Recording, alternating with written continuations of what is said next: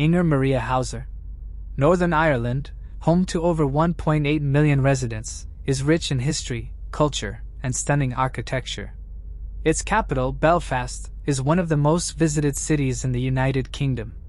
However, due to its turbulent past, particularly during the Troubles, a conflict that ravaged the country from the 1960s to the 1990s, Northern Ireland has many strange and unresolved cases. One such mystery involves Inger Maria Hauser. On March 31, 1988, 18-year-old Inger Maria Hauser arrived in London for the first time in her life. Born and raised in Munich, West Germany, Inger had decided to buy an Interrail ticket and spend her spring and summer exploring the UK and Ireland. The Interrailing ticket gave her unlimited travel around European countries for a length of time and was cheaper than buying individual tickets every time she wanted to travel. From Munich, Inger went to Holland. And from there, she got a boat to Harwich on the east coast of England before finally arriving in London. As she made her way up to Scotland, she visited Oxford, Bath, Liverpool, and Preston. Inger regularly called home and wrote her family postcards as she discussed her travels. In one note, she wrote, "You probably could not imagine how much I like England. You don't need to worry about me, for the people here are so lovable and ready to help." Inger arrived in Inverness and sent a postcard to her parents, noting that she was short on money. Around this time, she cashed in £8.20 worth of her traveller's checks and took her last photograph, an image of Greig Street Bridge over the River Ness. From here, Inger made her way to the town of Strandra, where she boarded the Galloway Princess ferry at 7 p.m. on April 6th. Before I continue, I want to remind you that only a small percentage of people who watch my videos are actually subscribed. So if you enjoy my content, consider subscribing. It's free and you can always change your mind later. Now let's move on with the video, which would take her across the ocean to Northern Ireland. In her final journal entry, the 18-year-old wrote, "Went from Glasgow to Ayr and from there to Strandra to get over to Ireland. Saw the sea, beautiful and mysterious. Wonder where I stay tonight. Need more money." Inger was last seen wearing baseball boots, a long flowing skirt which was possibly multicolored, and a jacket which was possibly denim with a large blue rucksack. On top of the bag was a USAF badge. Several witnesses saw Inger after she boarded the ferry. The same witness saw her twice. Once entering the boat as a foot passenger alone with her rucksack, and once in the lounge without her back. A second witness saw the 18-year-old alone on the deck again without her back. This was the last confirmed sighting of Inger, and it is unknown where her bag was at this time. Authorities have noted that they are interested in finding out if the bag was with somebody else, or if Inger simply left it unattended. At 9:30 p.m., the ferry arrived in Larne, Northern Ireland. Ordinarily, most foot passengers would leave the vessel and get the train to Belfast from the nearby train station. However, Inger was not seen getting on the train. Aslan is a small port town on Ireland's coast. Its accommodation options in 1988 were limited, making it an odd choice of town for a traveler to stay in, and there appears to have been no record of her doing so. If Inger didn't walk to Larne or get the train to Belfast, and nor was she seen leaving the ferry on foot, it suggests the possibility that she may have exited the vessel while in a vehicle. Over 100 vehicles had been aboard the ship and 422 passengers were present at the time. While it is unclear where exactly Inger went after leaving the ferry, what is known is that she was never seen alive again. 2 weeks later, on April 20th, a sheep farmer discovered Inger's half-naked body in a clearing in a remote area of Ballypatrick Forest just outside Ballycastle, County Antrim, about a mile from the nearest public road. Inger had sustained a serious injury to her head and a broken neck and had been sexually assaulted before death.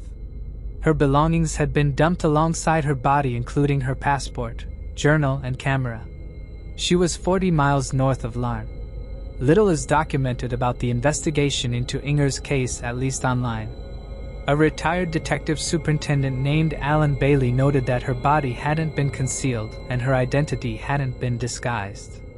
It appeared that the perpetrator had been rather bold, perhaps even confident. It's also been theorized that the culprit was a local who knew the area well, given how isolated the forest was. The spot where Inger's body had been dumped required one to walk down multiple dirt paths to reach it. It was initially believed that Inga had been elsewhere for 2 weeks before her body was left in the forest, possibly held against her will during that time, as investigators couldn't find any damage from wildlife to her body. However, later, more advanced forensic techniques revealed that she had been in the forest for 2 weeks, meaning she'd been murdered just hours after arriving in Ireland. As there was no trace evidence at the scene, it was suspected that she'd been assaulted and slain elsewhere, and that the forest clearing was only the dumping site. One early theory was that Inga had met a soldier while on board the ferry. This notion came about as investigators believed that it was likely someone with military training who had broken the 18-year-old's neck. At this time, thousands of British troops were in Northern Ireland, many of whom likely would have trained in Germany. It was thought that Inger hit it off with one of these men and things had gone south. However, there was never any evidence that proved this theory. Another theory that was considered in 1996 was that Inger's murder was connected to that of a French woman named Céline Fagard, a hitchhiker who went missing in 1995 during a trip to the UK. She had accepted a lift from a lorry driver named Stuart William Morgan, who raped, strangled and bludgeoned her.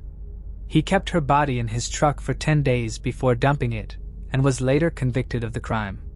However, the notion that the two cases are connected has been dismissed in more recent years. Today, it is generally theorized that Inga met someone on the boat who offered her a lift and somewhere to stay. As she was short on cash, she accepted their offer. Reddit users have wondered if it was an older man or even a couple, which perhaps reassured her that she would be safe. Inga's case is still unsolved but not forgotten. A cold case unit analyzed the DNA found on the young woman's body and swabbed 2,000 men looking for a potential match but found none. In 2018, it was reported that law enforcement believed there were a number of people involved in the crime, and they focused specifically on the village of Laffiel, not far from the forest. In 1988, it was revealed that a local IRA unit had identified a man with scratches on his face near the time of the crime, but never informed law enforcement about the suspect. In 2018, a 59-year-old man was arrested, questioned, and later released in connection with the crime, along with a second man. A case was built against both individuals and sent to the Public Prosecution Service. However, in 2020, it was announced that neither man would be charged due to insufficient evidence, and their DNA did not match the samples found on Inger's body. Sadly, Inger's father passed away in 2006, and her mother in 2019. She is survived by her sister and nephew, who, as of April 2021, are seeking a new inquest into her death. Moving on to the next case. Sharon Kinney. Sharon Elizabeth Hall was born on November 30, 1939, in Independence, Missouri, to parents Eugene and Doris. After her birth, Sharon spent some time growing up in Washington State, but by the age of 15, she and her family had returned to her birthplace. In 1956, at the age of 16, she met 22-year-old Brigham Young University student James Kinney at a church function. The couple dated from the summer of 1956 until autumn, when James returned to university. Shortly after his departure, Sharon wrote him a letter explaining that she was pregnant with his child. Feeling responsible for Sharon and the baby, James returned to Independence, and the couple married on October 18, 1956. At the time, Sharon's age was falsely listed as 18. About a year later, the couple had a second, more formal wedding. By this time, Sharon, who had not actually been pregnant in the first place, had explained away her lack of baby by claiming she'd miscarried. However, she did eventually end up pregnant, giving birth to a daughter named Dana in the autumn of 1957. Following their second wedding ceremony, Sharon and James spent some time living in Provo, Utah before returning to Independence, where they both got jobs. Sharon as a babysitter and James as an electrical engineer at Bendix Aviation, where he mostly works nights. Sharon was keen on a life of luxury. She often spent large sums of money on frivolous things and attempted to live well beyond her means. She and James initially lived in a rented home next to his parents, but eventually built their own home, a ranch-style house elsewhere in the city. Eventually, Sharon grew restless. She'd had another baby, a boy named Troy, and she'd become bored of being a mother and a wife and yearned for excitement. As her husband was always working nights, she turned her attention to other men and began engaging in affairs. One of these relationships was with an old high school friend, John Balditz. By 1960, James was considering divorcing Sharon. He suspected that she was carrying on with other men and was also frustrated by her reckless spending habits. On March 18th, he spoke with his parents about the matter. Devout Mormons, James' parents encouraged him to stay and make their marriage work.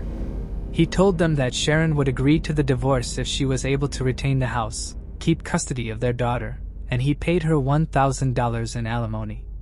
Still, James' parents insisted that the couple had simply hit a rough patch and just needed time to sort things out together.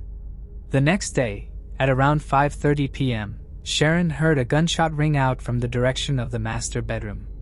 She would later tell the police that when she went to investigate, she discovered the couple's 2-year-old daughter, Dana, sitting on the bed next to her father. He had a gunshot wound to his head, and Dana was holding his .22 caliber handgun. According to Sharon, James must have been cleaning the weapon when he decided to take a nap. He must have left the gun out as he went to sleep. Emergency services were promptly called to the scene, but James was declared dead by the time he arrived at the hospital. After his death, law enforcement began to investigate the incident. They were unable to obtain prints from the pistol's grip, however, and then failed to carry out testing for gunshot residue on both Sharon and Dana.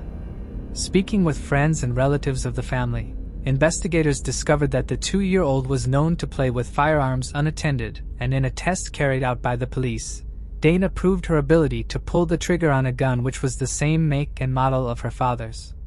As there was no evidence to prove it was anything else, James's death was ruled as an accidental homicide. After the investigation was closed, James was buried and his wife collected on his life insurance policies, which were both the modern-day equivalent of around $230,000.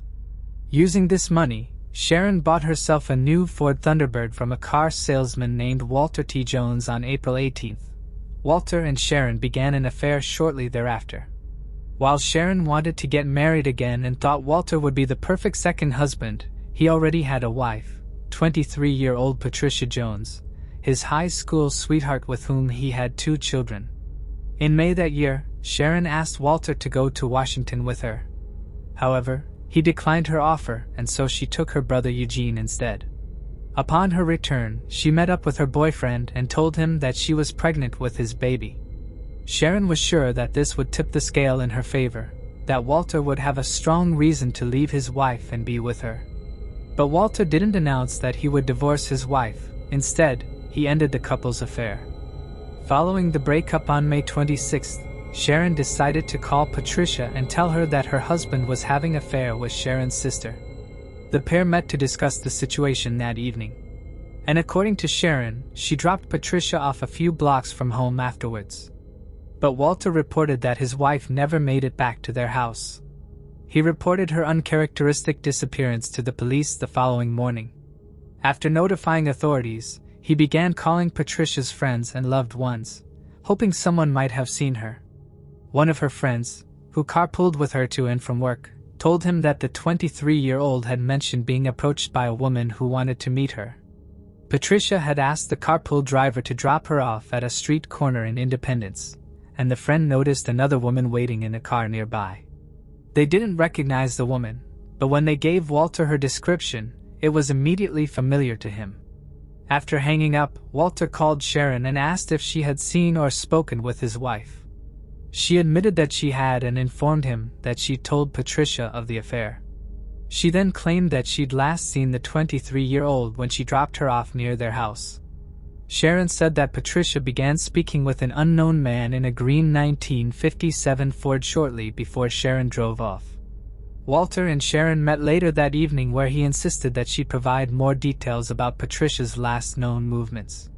He would later admit that he'd threateningly held a key to Sharon's throat. That same day on May 27th, Shortly before midnight, Sharon and John Balditz, whom she had an ongoing affair with, discovered Patricia's body in a secluded lover's lane outside the city. She had been shot 4 times by a .22 caliber pistol, sustaining 2 wounds to her shoulder and 1 to her abdomen. The fatal shot was to Patricia's head. The bullet entered near her mouth at an upwards trajectory. She is estimated to have died at 9 p.m. on May 27th. Powder burns on the hemline of Patricia's skirt, which had been pushed up to her waist, indicated that the gun had been fired at close range at least once, and a white powdery substance discovered in her hair led investigators to initially theorize that she had been killed elsewhere and dumped in the secluded area. However, it was later determined that the substance was fly eggs. As no other crime scene could be located, the notion that this was not the crime scene was dismissed. Authorities attempted to locate the murder weapon and the bullet which had passed through Patricia's abdomen. They searched the lover's lane with the help of a group of Boy Scouts, but they were never able to recover the weapon despite going so far as to empty nearby bodies of water. The bullet, however, was eventually discovered buried in the ground underneath the body. On May 28th, Walter, Sharon, and John were all questioned. Both John and Walter admitted to dating Sharon in written statements. On June 1st, they both took polygraph tests which they passed. Sharon, however, would not put anything down in writing and refused to take a polygraph. Her brother, Eugene, was also questioned on March 31st, although he opted not to talk to investigators. That same day at 11 p.m., Sharon was arrested for Patricia's murder. The Jackson County Sheriff caught wind of her arrest and asked the prosecutors to consider a second murder, that of James Kinney. Following her arrest, Sharon was released on a $20,000 bond. Her preliminary hearing was scheduled for June 16th.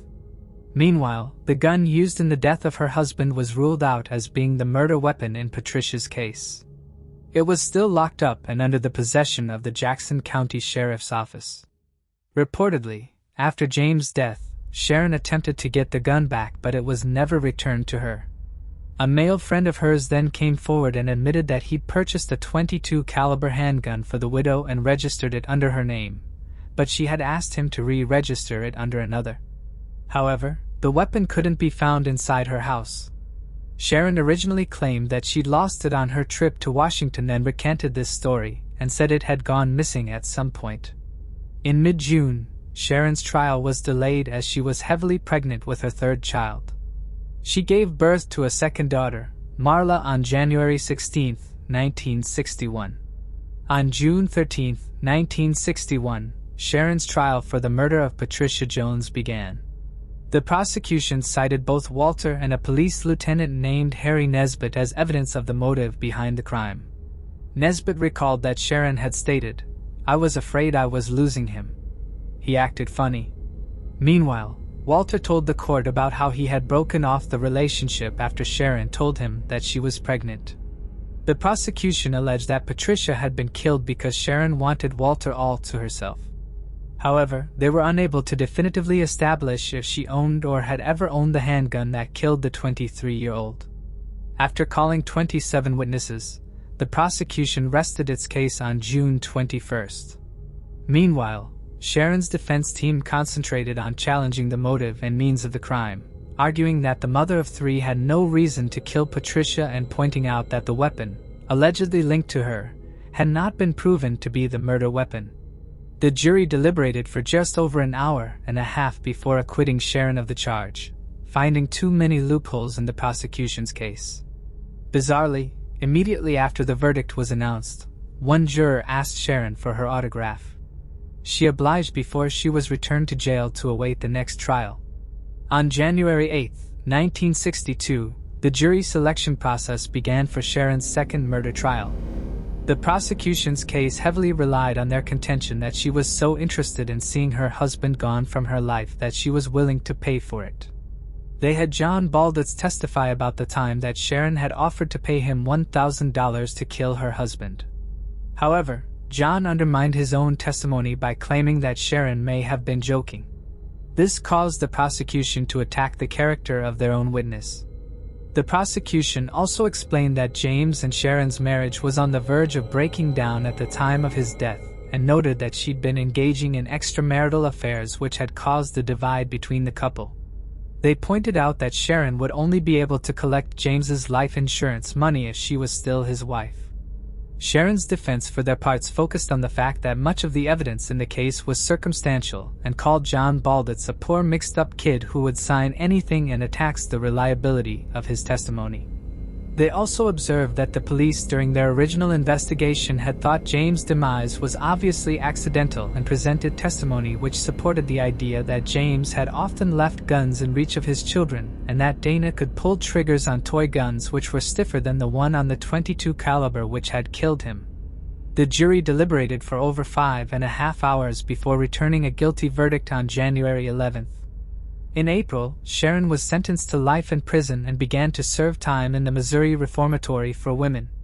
Her deceased husband's family continued to believe that Dana had been responsible for the death, and that it had been nothing more than a tragic accident, stating, "We still don't feel that she committed murder."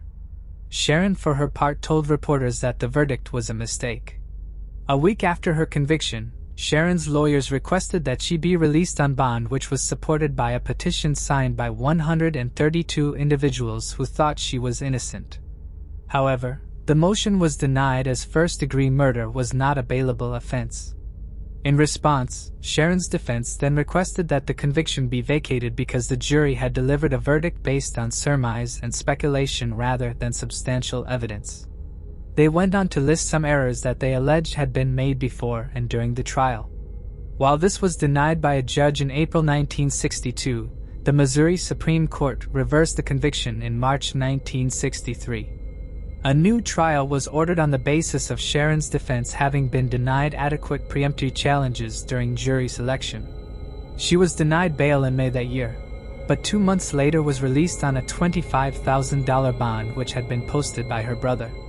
As her second trial was scheduled, Sharon and her 3 children moved in with her mother. Her next trial began on March 23, 1964, but a mistrial was declared shortly afterwards because a law partner of one of the prosecutors had once been retained by one of the jurors. Sharon's third trial started on June 29 that year. A new witness testified for the prosecution, a female acquaintance of the mother of 3 who stated Sharon once joked that the witness should, quote, "get rid of the woman's old man like Sharon did." During this trial, Sharon took the stand to declare that she was innocent of all charges. A second mistrial was declared when the jury deadlocked 7-5 in favor of acquittal. Her fourth trial was scheduled for October of 1964. However, while free on bail, Sharon traveled to Mexico with her alleged new lover, a man named Francis Pugliese. She left her children in the care of their grandfather and traveled under the pretense that she and Francis were a married couple, using the name Jeanette Pugliese. Technically, although the bail itself didn't prohibit Sharon from traveling out of state, the company that posted her bail had conditions that required explicit written consent for such travel. Therefore, her leaving the state violated the conditions set by the company. In Mexico, Sharon and Francis registered as a married couple at Hotel Gin. While there, Sharon purchased a weapon, claiming that she felt unsafe because she was unfamiliar with the country. However, she and Francis had also brought 1 to 2 weapons with them across the border. So it's unclear why Sharon required a third gun. On the night of September 18, 1964, the mother of 3 left the hotel alone. While out, she encountered Francisco Ordóñez, a Mexican-born U.S. citizen, at a bar. She went back to his hotel with him later, telling the police that he had wanted to show her some photographs he had taken. However, in the hotel room, Sharon claimed Francisco made sexual advances towards her, and so she fired her gun at him in self-defense. She stated that she simply wanted to scare him off. Instead, she shot him in the chest, killing him immediately. The sound of the gunfire drew the attention of a hotel employee who entered the room and narrowly avoided being killed by Sharon too. The employee was shot in the shoulder, and he promptly fled the scene, closing the door behind him, locking Sharon in the room until authorities arrived. The police did not believe Sharon's version of events. They suspected that she had attempted to rob Francisco and had shot him when he didn't comply. She was quickly arrested for homicide and assault with a deadly weapon. The mother of three maintained that she didn't want to hurt anybody but had to defend herself. The police discovered the gun and ammo in her handbag and further guns and ammo in the hotel room she was sharing with Francis. Francis was also arrested. His crimes included entering the country illegally and carrying an unlicensed firearm. One of the weapons retrieved from the hotel was found to be the same one which had killed Patricia Jones. But because Sharon had been acquitted, she could not be retried for this crime. Both Francis and Sharon were tried in the summer of 1965. Francis was cleared and deported back to the US while Sharon was found guilty and sentenced to 10 years in prison. She attempted to appeal her conviction, but was given a further 3 years behind bars as the court didn't believe that she'd been given a long enough sentence. In jail, she was nicknamed the Gunfighter, a name which was soon after adopted by the media. On December 7, 1969, for years after her conviction, Sharon was found to be not present for the 5 p.m. roll call in prison. However, her absence was not noted until a few hours later. It wasn't until 2 a.m. that her disappearance and presumed escape were reported to the Mexico City police. A large-scale manhunt ensued in the days following Sharon's vanishing act. The police suspected that she may have been going to visit a former inmate whom she'd grown close with, but they also notified the U.S. authorities, including the FBI, in case she attempted to make her way back home. Authorities initially believed that the prison guards had been bribed to look the other way as Sharon made her escape from prison. An atypical blackout had occurred around the time she vanished and a door had been left unsecured when it should have been locked. Additionally, there were fewer guards on duty at the time. Theories began circulating about what may have happened to the mother of three. Some suggested that her mother had helped her escape, others that she had a boyfriend who was in the police force and he had been responsible for helping her flee. In the years since, it has been suggested that she disguised herself as a man to leave the prison and the country, while a 2002 article from the Southeast Missourian suggests that Francisco's family had helped her escape so they could kill her. The search for Sharon lasted until December 18th. Investigators suspected that she had traveled to Guatemala, though it remains unclear how they came to this conclusion. Sharon had become fluent in Spanish during her time in prison, and authorities believed this skill would help her blend in and travel to areas where Spanish was the predominant language. By December of 1969, investigators announced that they had exhausted all leads in the case. After Sharon failed to appear for her fourth trial in October 1964, a warrant for her arrest was issued. As of 2010, Sharon Kinney's case remained unsolved and was considered the oldest outstanding murder warrant in the Kansas City area. Her fate is still unknown. Sharon is described as a white woman with gray eyes. At the time of her disappearance, she weighed 125 pounds and had blonde hair. She is 5 feet 7 inches tall and has a skin pigmentation disorder, with a red port wine scar on the left side of her face. If she is still alive, Sharon would be 83 years old. Moving on to the next case. Valery Andreev. Born on April 10, 1957, Valery Andreev is more commonly known in his native Russia as the Orsk Maniac. Raised in the village of Shakursky, little is documented about his childhood. After leaving school, he became a trucker and, on the surface, seemed to lead an ordinary and well-intentioned life. He was married, had 2 children, and was not known to abuse substances or alcohol. His friends and family valued him and spoke highly of him. But everything changed in the mid-2000s when he started to behave differently. Valery became distant and isolated, preferring to work alone on long-haul drives and no longer engaging with his colleagues and friends the way he once had. It wasn't until 2012 that Russian investigators began to suspect there was more to Valery than met the eye. In June of that year, 18-year-old Olga Zurevleva disappeared. Witnesses saw her entering a white SUV, and the vehicle was captured on CCTV. It was later spotted in the city of Orsk. Luckily for investigators, the vehicle was far from commonplace. Only 2 such SUVs were registered in the city. One of them belonged to Valery. Investigating the 55-year-old truck driver further, Authorities learned that Valery had been in the same location as Olga shortly before she vanished. This could be proven using his mobile phone data.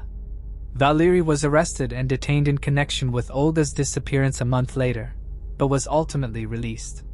However, his vehicle, company truck, and garage were all searched during his time in custody, and they showed traces of human DNA and blood.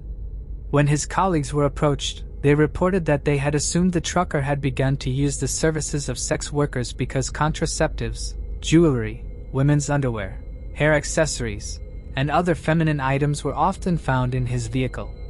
Valery was asked to appear for questioning again, but he didn't come to the police station. He was last heard from on July 6, 2012, when he contacted his wife and has not been seen or heard from since. Valery's profession as a long-haul truck driver allowed him to access all sorts of routes and different areas of the country. After he was reported missing, an extensive search was launched with the aim that he could be tracked down before he attempted to leave the country, but no sign of him was ever found. The remains of his last confirmed victim, Olga, were found on September 10, 2013. In the years since he vanished, law enforcement has received dozens of calls and messages about possible sightings of Valery, which indicate that he may still be in Russia or as nearby as Kazakhstan. Several areas in and around Russia have been searched in response to the tips received by investigators, but so far, the authorities have come away empty-handed each time. One of the most recent sightings of Valery was in October 2019 when he was positively identified in the Lugar district of the Leningrad Oblast region of Russia. The witness who saw him reported the sighting to several law enforcement bodies. But despite residents of the area confirming that they had also seen him, no actions were taken to capture and detain Valery by the Ministry of Internal Affairs or the Investigative Committee. At the end of that year, Interpol decided to take up the search for the elusive serial killer. In 2020, when Interpol announced they were searching for Valery, he was placed at the top of their list of wanted fugitives. A reward, the equivalent of $20,000 was offered for information on his whereabouts. In 2021, a witness reported seeing Valery near Moscow. Valery is now age 65 and is linked to the rapes and murders of 8 women. However, he is suspected of killing more than 100 women between 2006 and 2016. If he was truly responsible for such a horrific number of crimes, then Valery would be Russia's deadliest serial killer and one of the worst in the world. Valery Andreev is still missing. He is described as a white male with graying hair, standing 5 feet 6 inches tall, and has a 5-centimeter scar on his abdomen. He is currently 65 years old. If you have any information about Valery's whereabouts, you are encouraged to contact your local police station. Moving on to the next case. Victor Shoemaker Jr. Victor Dwight Shoemaker Jr., born on March 30, 1989, was his parents' long-awaited miracle. After years of trying unsuccessfully to conceive, Victor Sr. and his wife, Nettie, were overjoyed when Nettie became pregnant in 1988. In the spring of 1994, when Victor was just 5 years old, the Shoemakers brought him along to visit his grandfather in Kirby, West Virginia, for a family reunion. The home was on the outskirts of Short Mountain, a long, relatively low mountain of about 8,000 acres. Victor was very excited about the trip because he adored playing outdoors. Whenever he had the opportunity, he could be found paddling in nearby creeks and climbing trees.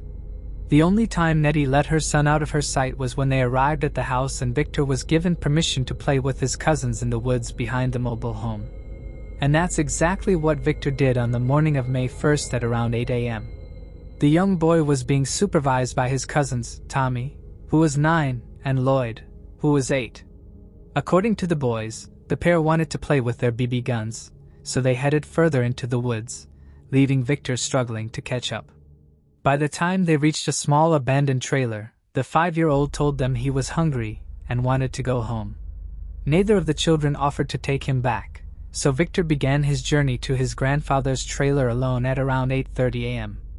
However, Victor would never make it back home. It wasn't long before a search was launched in an attempt to quickly locate the 5-year-old before darkness fell. Hundreds of local people turned up to help find him, and eventually helicopters were put to use and divers searched nearby ponds and creeks. The forest was dense and the chances of recovering Victor seemed to be growing smaller. A volunteer firefighter noted, quote, "Some of the brush is pretty heavy, and there are areas where you can't see 10 feet in front of you." During the search, an adult cousin of Victor's found what she thought might have been a sleeping spot for the little boy. 3 rocks were placed in the shape of a triangle with a stick in the middle, while 3 logs had been placed to the side. There was also freshly disturbed dirt next to it. Of the discovery, Victor's cousin said, "It looked like someone trying to build a house." After 5 days of combing through the scrub, the search for the little boy was called off. In the months following, the National Guard and Army Reserve units attempted to locate Victor, but were unsuccessful. In 1997, the FBI announced their interest in a dark blue 1990 pickup truck that was seen in the area at the time Victor vanished. It's unknown if the driver has any connection to the case, but investigators were keen to talk to them about what, if anything, they had seen. This car has never been located. At the time of Victor's disappearance, authorities stated their belief that the young boy had gotten lost and tragically died from exposure. The terrain in the area is rough and rocky, and in the days following his vanishing, the weather was cold and rainy. It seemed unlikely that the 5-year-old would have been able to survive the harsh conditions without shelter. However, Victor's parents do not believe that he got lost, claiming that the young boy was very familiar with the area. When initially questioned about his whereabouts, Victor's cousins, Tommy and Lloyd, reportedly gave the wrong location of where he was last seen. However, the pair were meant to be looking after him and were not meant to be playing by the abandoned trailer, so they probably didn't want to get into trouble. Meaning this is not necessarily evidence of something strange going on. According to one reports, when asked about what they thought had happened to Victor, one of his cousins is alleged to have said, "Somebody hiding behind a tree got up and grabbed him, or shot him." Victor Sr. believes that Tommy and Lloyd know more than they are letting on, although he does not believe the pair are involved in any way. Speaking to the Charleston Gazette-Mail, Victor Sr. said that when he attempted to speak to the boys after they returned from the woods, they wouldn't say anything about it. Both children were given a play therapy exam and a polygraph test shortly after Victor's vanishing, and both passed. One of the mothers of the boys was also given a polygraph test, as was Victor Sr. Again, both passed. Reportedly, Nettie, Victor's mother, was not asked to take one. There are many theories surrounding the disappearance of Victor Shoemaker Jr. Some suspect that he fell victim to a careless hunter, while others agree with the police theory that he simply succumbed to the elements. Reportedly, investigators ruled out the theory that the young boy was abducted because there is only one main road that passes through the remote area and it is rarely used. However, Victor's parents and some of the locals believe he was abducted by a stranger. According to several reports during the search, a sniffer dog kept its nose in the air and traced the 5-year-old scent through a field and then to a road before halting. This has suggested to some that perhaps Victor was carried through the field before being placed in a car. Of the abduction theory, Victor Sr. stated his belief that his son had been abducted and raised by another family. He says he likely has a new identity and remembers nothing of his old life. Others have speculated that perhaps he was the victim of an unfortunate accident, and his cousins were too scared to say. It has also been postulated that maybe Tommy and Lloyd saw something, but again, were too afraid to tell anybody. However, these are all just theories, and without any evidence, none of them can be close to proven. In 2004, the Charlie Project shed light on the case again, hoping to attract new information and jog somebody's memory. However, nothing substantial came of this appeal. In 2014, authorities revealed that all investigative leads had been exhausted. That same year, Victor Sr. gave an interview stating, "We're hanging in there, but we sure would love to hear something." Since the heartbreaking disappearance, the Shoemakers no longer communicate with their cousins or extended family. While it's unclear who initiated the silence, it has been noted that Tommy and Lloyd's families refused to speak to the media. If Victor is still alive today, he would be 32 years old. Anyone with information about this case is encouraged to contact the FBI at 202-324-3000. Moving on to the next case. Yves Dantu. The village of Serres, located in southern France, is a picturesque town bordered by the expansive Montier Bay forest and dotted with red rocks of varying shades. These very rocks, which tourists often photograph for their beauty, would prove to be the key element in a bizarre event that unfolded on June 7, 1987. Around 1:30 a.m., Daniel Bleuard, a nurse from Sarcelles, was found desperately knocking on the doors of local residents, asking for help. He explained that he had been involved in a car accident a few kilometers from the village, having collided with one of the notorious boulders on the roadside that had been highlighted in local tourist pamphlets. Remarkably, Daniel emerged from the accident completely unharmed, with no scratches or injuries on his body. He appeared to be in perfect condition, showing no signs of distress despite having run to seek help. However, the situation was far more grim for his passenger, Yves Dantu, a 41-year-old CEO of a small toy company.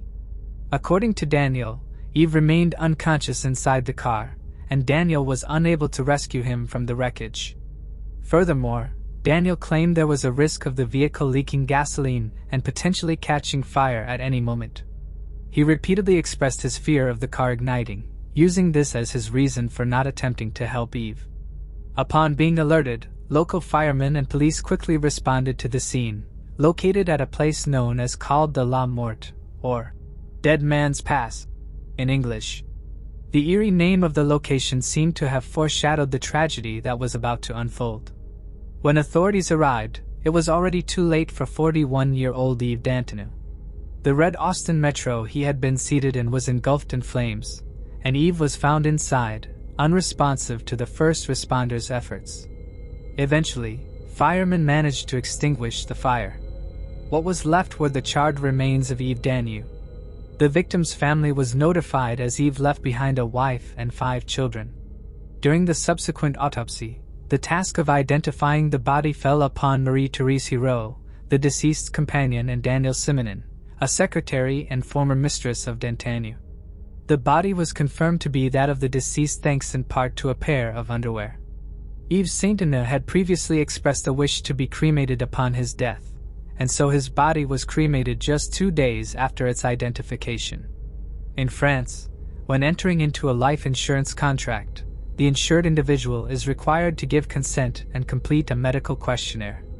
This ensured that Yves was fully aware of the existence of multiple life insurance policies. These policies would grant his partner a significant payout upon his untimely death.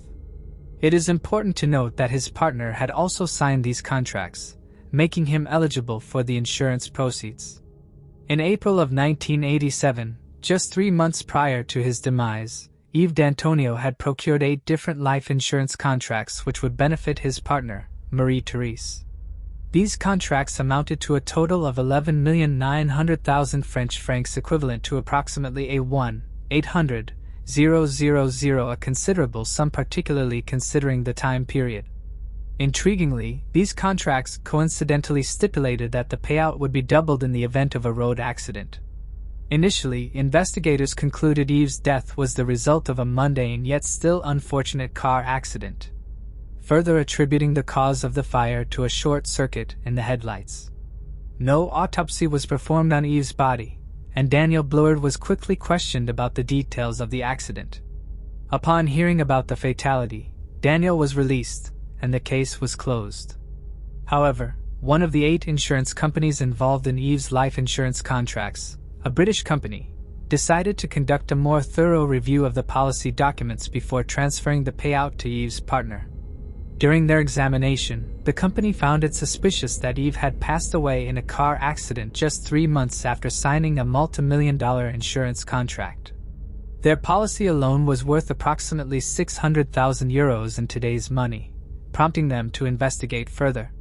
They began to suspect that his death may not have been a mundane car accident but the case of SSS for profit disguised as a mere automotive tragedy. During the investigation, insurance adjusters discovered that their policy was only one of 8.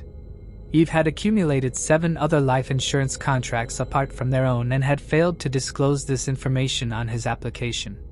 As a result, the company dispatched one of their insurance inspectors, Bernard Gay, to delve further into the matter. This investigator swiftly uncovered several suspicious elements. During police questioning, Daniel Bleuard confirmed that the car had been driven in second gear, which would have resulted in relatively low speed. Investigators found it odd that the car had collided with a rock, the only obstacle on an otherwise clear road, suggesting an unusual stroke of misfortune and an apparent lack of awareness from the driver. The car itself was completely consumed by the fire, leaving only the metal frame and the charred remains of Yves. Evidence at the scene indicated that the fire may have started before Daniel's call for help. Fortunately, the vehicle had been stored in a garage for further examination, which allowed investigators to preserve any potential evidence for analysis. Such inconsistencies in the evidence were then magnified when it was found that just 4 days prior to the accident, Yves had sold all of his shares in his company and had named Marie-Therese as his sole heir, disregarding her 4 children from a previous marriage. Another insurance company, this time a French one, became suspicious and therefore enlisted the anti-fraud unit of the Professional Federation of Insurers, also known as Alpha, to investigate. The case was assigned Private Detective Jean Poisson, who uncovered additional suspicious elements in his inquiry, supplementing the findings of Bernard Gay, the first insurance investigator to question the story. The road in question was a straight stretch. Being so, it seemingly would have been quite easy to have avoided the rock. It appeared highly improbable that a car would collide with such a rock unless it was in a deliberate manner, or unless it was caused by the influence of alcohol or drugs. However, testing done shortly after the accident determined that neither drugs nor alcohol were involved. Additionally, it was suspicious that there were no skid marks on the road. When losing control of the vehicle, the inspectors explained, and approaching a large rock, it would be expected for the driver to brake the vehicle. However, a lack of skid marks showed that brakes were not applied. Furthermore, the car's wheels were facing towards the direction of the large rock. Investigators pointed out that obviously there existed an alternative route which was more accessible and less obstructed. The question arose as to why this alternative route was not chosen. In addition, considering that Daniel Bleuard was trained in first aid, investigators were suspicious as to why he would then leave an unconscious friend who was in a vehicle on the verge of catching fire without attempting to provide assistance. By August 12, 1987, with the submission of Jean Poisson's report, a complaint had been officially lodged with the Montpellier High Court. Convincing the courts that their claims were not merely part of fictional screenplay proved to be a challenge requiring an additional 3 letters from insurance companies and the involvement of their lawyer, Mr. Clistel. Major Albert Mallet, the head of the research division, was assigned to lead the investigation. Despite the strong suspicions of insurance fraud, 5 out of the 8 insurance companies proceeded with the monetary transfer to Marie-Therese Herald, totaling over 4,250,000 francs. However, the remaining 3 companies suspended the transfer pending the outcome of the legal proceedings. They justified their decision by highlighting Yves' failure to disclose his long-term absence from work on the medical questionnaire. As anticipated, the investigation would ultimately confirm that the incident was in fact not an accident. Unexpectedly, there was a twist in the case when an engineer from the Center for Application and Research in Electronic Microscopy, a private laboratory affiliated with the French police, managed to recover 3.7 grams of bone. These bones would enable the reconstruction of a jaw which was missing 2 wisdom teeth. They believed it belonged to Yves Dantu. However, upon analysis, it was revealed that this jaw did not correspond whatsoever to the X-ray of the dental impression preserved by the deceased's dentist. Both the police and the public alike were perplexed. If the person in the car with Daniel Bleuard at the time of the incident was not Yves Dantu, then who was it? Furthermore, where was Yves? Was he still alive? Following the staged accident, Yves Dantu's escape had already commenced. Initially, he sought refuge in Charente-Maritime and settled in a caravan. Eventually, though, the gravity of his and Daniel's unconscionable actions fully dawned on him, and he suffered bouts of intense insomnia. Equally ravaged by guilt and fear of apprehension, Daniel Bleuard, in a state of withdrawal, resigned from his job and fell into a deep depression. Nevertheless, despite his insomnia and anxiety, Yves still had the peace of mind to be able to invite Danielle and Marie-Therese for a weekend getaway. It was during this time that Yves' companion, Marie-Therese, began leading a double life, leading to balance, raising the spirits of Yves' mother, who frequently called to inquire about her son and postulating about his last moments, along with managing her professional life at the clinic and having to conceal the fact that Yves was still alive. 2 days after the investigation was initiated in Montpellier, Marie-Therese Herault, Danielle Simonin, and her husband would withdraw 2,400,000 francs in cash from a post office in Paris's 15th district. The post office employees sensed something was amiss with such a substantial cash withdrawal and promptly alerted the police, leading to the detention of the 3 individuals. It was subsequently revealed that Danielle had made 2 prior trips to Calms, where she had opened a bank account under her maiden name on October 24, 1987. Her intention was to deposit the withdrawn money into this account during their visit.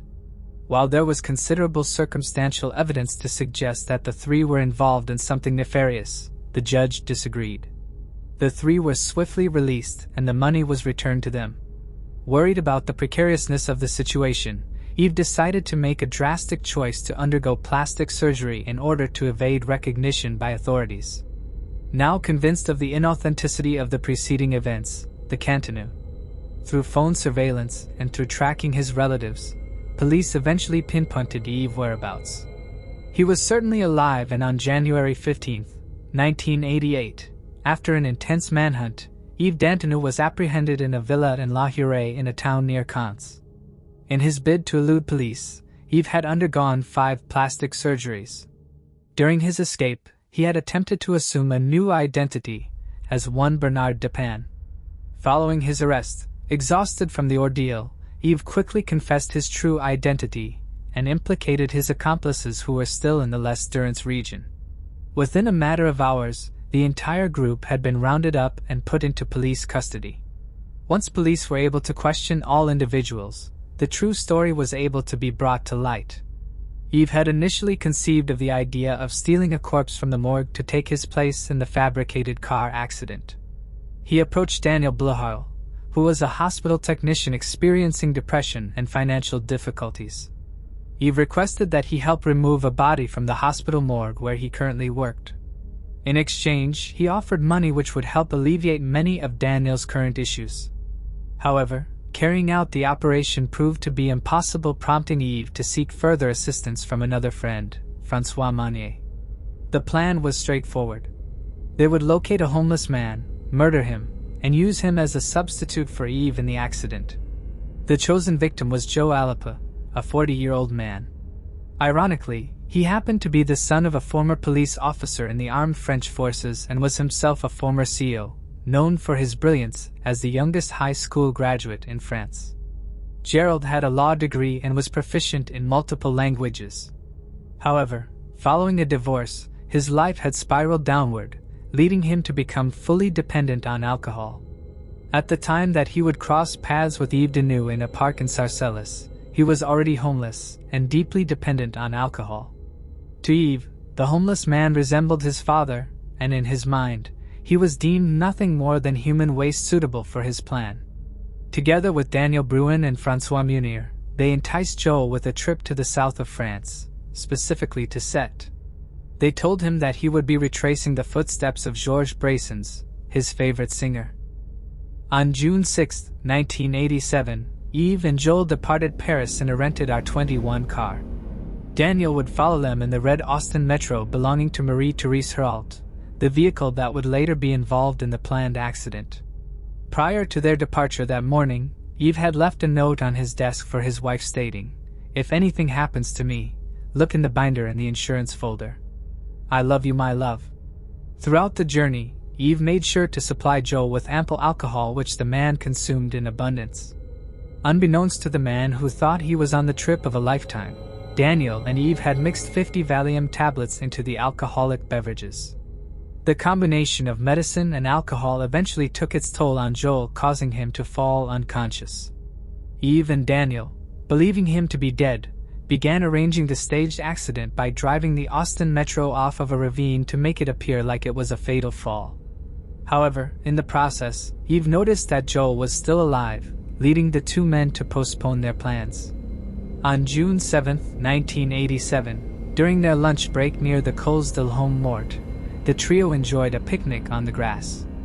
Yves and Daniel made Joel consume 1.5 bottles of wine as well as a full bottle of whiskey. Eventually, Yves and Daniel left Joel under a tree and drove the car to scout the location of their intended accident. Upon returning to the spot where they left Joel, around 5 p.m., they discovered that he had fallen into an alcohol-induced coma.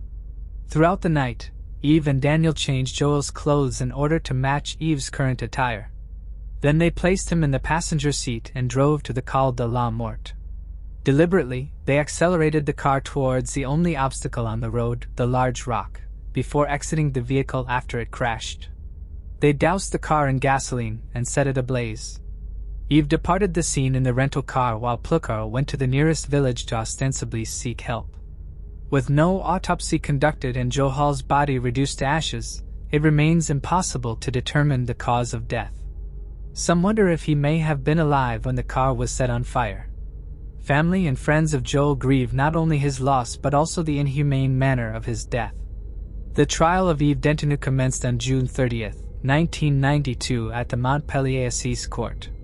However, Yves' lawyer, Alain Philparis, successfully obtained the postponement of the trial until October 12, 1992.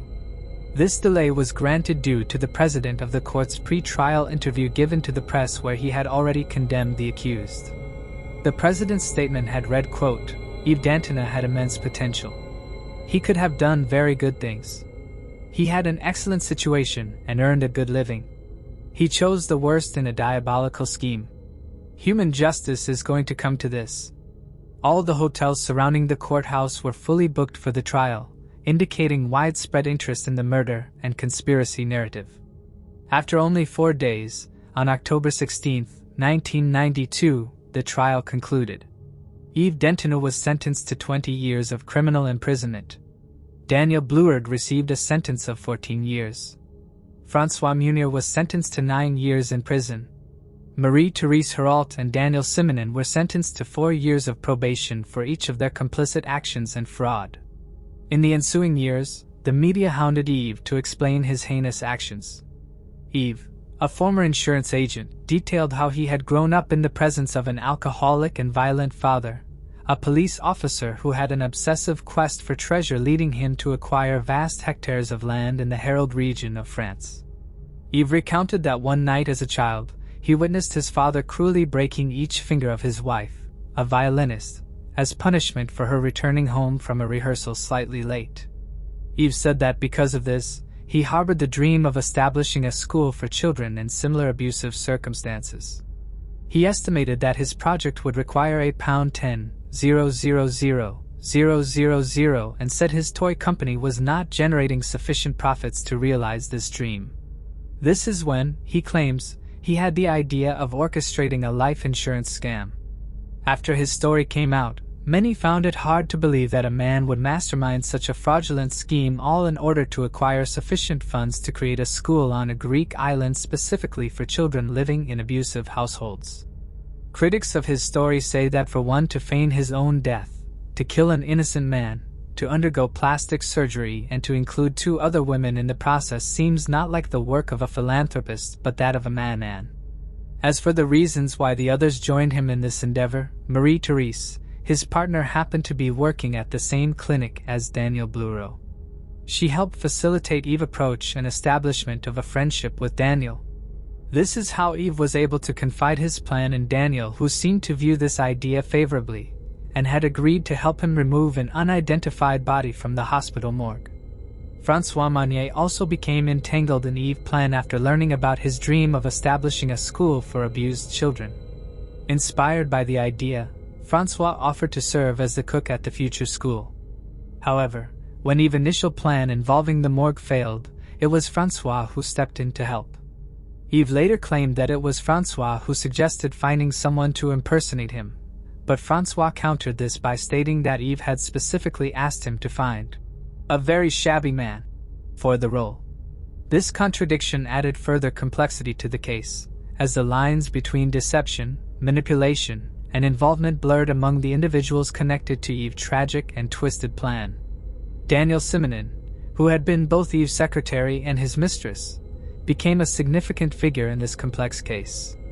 She had met Yves during his time in the insurance industry, and the nature of her and Marie-Therese's involvement in Yves' actions remains somewhat unclear. Some suggest that love played a role in their decisions, while others argue that financial motives were at the heart of their participation.